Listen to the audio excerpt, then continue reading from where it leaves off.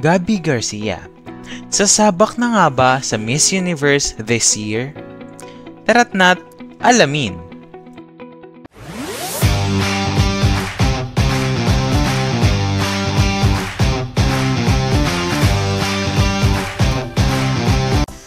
Parang naging regular na host na ang kapuso actress sa si Gabby Garcia sa malalaking national pageants.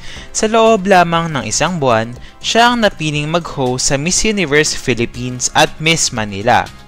Kasama niya rito sina 2022 Miss Universe Arbony Gabriel at 2018 Miss Universe Catriona Gray. Grabe, parang hindi totoo. Nakakatuwa nga kahit ako, parang ang tapang ko naman, 'di ba?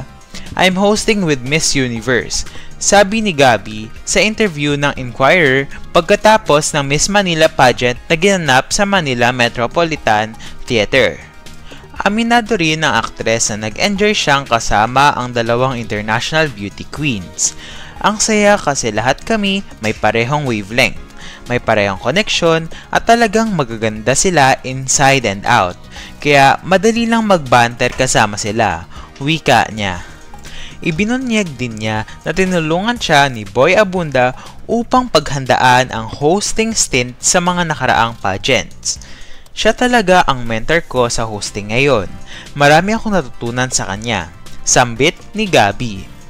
Dagdag pa niya, nakita niya ako sa Miss Universe Philippines at nagkita kami 2 or 3 days pagkatapos. Sinabi niya, napanood kita, may potential ka. Kaya tinanong ko siya, eager akong matuto tungkol sa hosting at mag-improve pa. Kaya kinuha niya ako at masaya kasi binigyan niya ako ng oras para i-mentor para dito, sabi pa niya. Inamin din ng aktres na matagal na siyang fan ng mga pageants at pangarap din niyang maging beauty queen balang araw. Pero bakit hindi pa niya ito i-pursue? Ayon sa kanya, may mga obligasyon pa siya sa kanyang mga brands at network kaya hindi pa niya pwedeng karirin ang pagiging beauty queen. Sa ngayon, nagfo-focus ako sa hosting, sabi pa niya. Kwento ni Gabby. Actually, nararamdaman ko na parang dito ako nababagay. May ganong pakiramdam. Kaya bakit hindi pa mag-improve pa? Samantala, ang Miss Manila title ay naiuwi ni Alia Rohilla na pambato ng Santa Cruz, habang si Lian Jamie Santos ng Manungwit ay itinanghal na Miss Manila Tourism at si Sena Ramos mula Santa Ana ang nagwagi ng Miss Manila Charity.